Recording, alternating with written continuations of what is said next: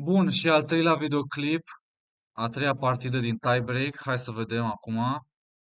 Uh, deci ne ducem înapoi și runda a 12-a. Da?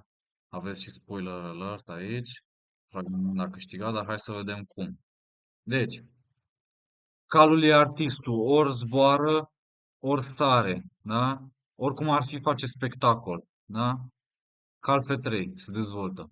C5, bun, invitație la apărarea siciliană. Dacă ar urma E4, într-adevăr, apărarea siciliană. Ok. Cal F6, nu, a jucat C4 și acum cal F6, deschidere simetrică, deschiderea engleză simetrică și observați, 4 cai, da? Fiecare respectă principiul de bază, să ne dezvoltăm piesele, ocupăm centru puțin dintr-o parte, lateral, din stânga, dar eficient cât de cât. D4, mai mult control în centru, bătaie, bătaie. Acum mutăm aceeași piesă încă o dată, trebuia să recâștigăm pionul, da? E6, pregătește o ofensivă în centru, în mijlocul tablei, în miezul tablei, dacă vreți, în teatru de acțiune, da? G3, să ne fie anchetăm nebunul, facem o fereastră, îi dăm aer. Dama B6. Dama merge în toate direcțiile. E ca viața atunci când ești îndrăgostit, da? Nu are niciun sens aproape. Cal de la B5. Mai trebuie să mai mutăm încă o dată calul. Și asta e teorie, practic. Nebun E3 ar urma nebun G2, rocada mică, ăsta ar fi planul albului. Poziție semi-deschisă, diagonale libere pentru nebun și stăm la pândă, așteptăm să vedem ce atârnă. Cale 5, presiune pe pion și îl sacrificăm, ok. A6 să ne atace calul, da? Nu se grăbește să ia pionul. Dacă s-ar fi dus să ia pionul, probabil că ne-am fi văzut de treabă rocada mică. Dacă ne atacă calul, cred că ne retragem cal de 4. Sau încerc să-mi dau seama dacă jucăm B3 întâi. Dacă jucăm B3, încercăm să capturăm înapoi și dacă fuge nebune 3 și după aia facem rocada. De exemplu, ar putea decurge partida ceva de genul ăsta. Acum, dacă blochează, desigur, contează și câmpurile de negru, bătaie, bătaie, și avem un șah aici. Nu știu dacă e cel mai bine să-l dăm sau să jucăm turna C1, sau mai avem și damă D6. Da, deci avem foarte multe idei. Pentru pion avem compensații foarte mare și o să mă opresc aici ca să nu fac video super mega lung. Și mai jos în comentarii puteți să ne lăsați o replică, ceva, dacă vreți să continui analizele, dacă vreți să deschid motorul, engine-ul, spuneți-mi ce părere aveți. Încerc să fac discuția un pic mai interactivă, da? Deși eu acum vorbesc în fața unei camere și vorbesc singur. A6, da? Un pionul de la periferie, ca la 4, calul se duce pe graniță și regina se întoarce, stăpâna sau diva. Ok? Și cal de 6 încercăm să-i luăm perechea de nebuni. Bătaie, bătaie, ținem un pic regele în centru. Dar acum sacrificăm pionul, într-adevăr. Damă C5, fugim că ne ataca regina. D5, poziție solidă, control total în miezul sau epicentrul pământului, am putea să zicem. Dacă ăsta e pământul, ăsta e epicentru. Da? B3 să-i alungăm poneiul. Nebun de 7, cu intenția tactică de un schimb. Și asta s-a întâmplat de fapt în partidă. Dacă ne-am fi mutat calul, se retrăgea și el și că zicea că are o poziție destul de confortabilă. Putea să mai facă încă o mutare cu tempo, mutare de așteptare. Și dama A3. Bine, de fapt nici nu putem să jucăm dama A3 că ne ia. Dama B4 și, na, poate să se retragă după aia sau să continue să ne mai atace dama, dar ia tânăr și lui pionul. Cal B6. Da, poziția e destul de complicată, negru are un pion în plus și nu văd ce e greșit neapărat pentru negru. Mai poate să mai retragă și cale 5 cu ideea cal C6. Singura chestie e că nu face rocada așa de repede, dar după dama E7 blochează diagonala și face rocada repejor, duce regele în siguranță. Așadar, după B3 nebun de 7, i-a luat calul, a făcut un schimb și acum dama A3, presiune pe nebun și controlăm în continuare diagonala. Nebun C6, tot ce vrea nebunul e să se deschidă, da? Pare un actor tăcut în decor, da? Dar odată ce se deschide, o să ne aducem aminte de cine era în rolul principal. Rocada mică și reginele se văd față în față. Damă C3. Da? D4, se înfige pionul să ne atace regina. Bătaie cu șah, trebuie să răspundă obligatoriu. Dama aia la D4 și rocada mică, da? Și a dus și el regele în siguranță. Și totuși observăm că avem un pion în minus. Hai să vedem cum reacționează Pragrananda. Nebun G5, să-l legăm și să încercăm să-i stricăm structura de pioni. C5. Probabil că ar fi trebuit să joace ceva de genul turn F la D8, iar acum dacă schimbam intermediar, logic că nu poate să ne ia dama, pentru că îi luăm și noi dama și rămânem cu un nebun în plus, corect.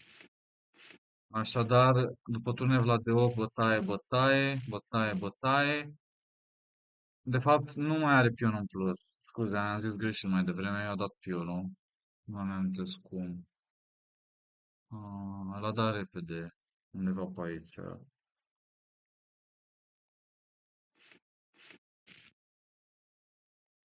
Da, da.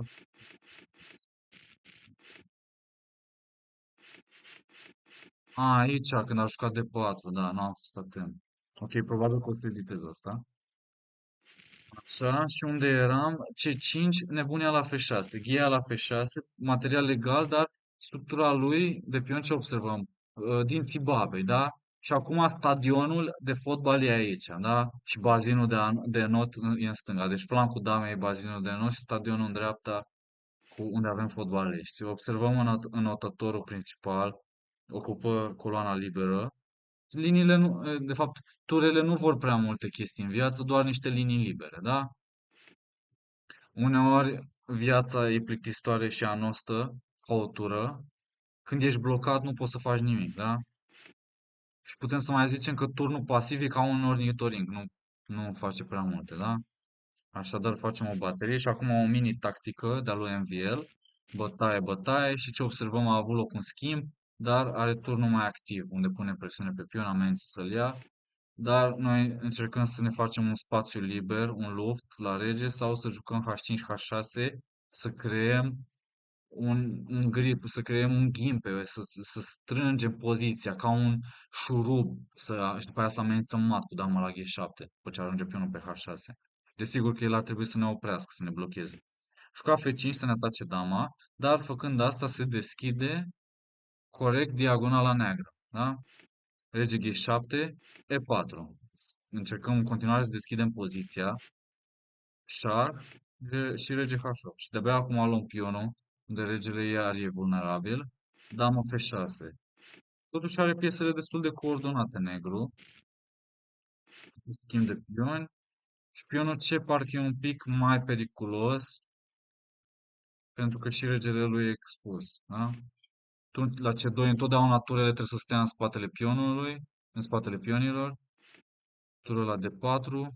H5, să nu ne lasă să venim cu șah aici, să ne infiltrăm. Da, rege G2 în siguranță, o mutare profilactică. A5, dă și el drumul la pion. Da? Probabil că trebuia să joace altceva. Mi-amintesc că mă uitam pe live, mă uitam la analiza lui Peter Svitler și Yasser Seirawan. Turile la E2 era o mutare extrem de greu de văzut, aproape imposibilă, mai ales cu 20-30 de secunde pe ceas, 20 de secunde. Și, mă rog, după aia ar fi poziția aproximativ egală sau nu mai știu. Da, dar zicea că trebuie să dea chiar un pion. Damă E4 și cum să joace? Parcă trebuia să împingă A5. 3, 4 și albul mai câștiga un pion. Dar nu mai știu cum. Ne lasă să ne deschidem, dar tot pionii sunt egali. Nu, cred. Da, probabil ceva de genul și după aia are compensația de atac și negru zice că o să țină partida. Dar după A5 asta e o greșeală, tur F4 ne lasă să ne îmbunătățim poziția pieselor. Dama E7 stă un pic mai pasiv, asta trebuia să joace în partidă, dar Agafat într-o mutare mai avea 16 secunde pe ceas, deci e un pic de înțeles, totuși e super mare mai pe nivel 2700. Hai să zicem dama C3 și n-a văzut, sau poate a văzut dar a fost un moment de orbire.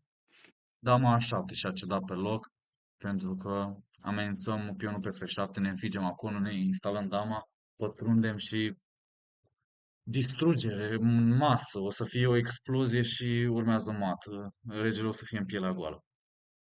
Bun, și dacă v-a plăcut videoclipul acesta, nu uitați să dați like, să vă abonați la canal și să lăsați un comentariu mai jos ce v-a plăcut și să ne vedem data viitoare. Deci, la revedere și o zi frumoasă în continuare. Pa, pa. Sper că v-am făcut să râdeți sau măcar ați învățat ceva nou. La revedere. Pa, pa.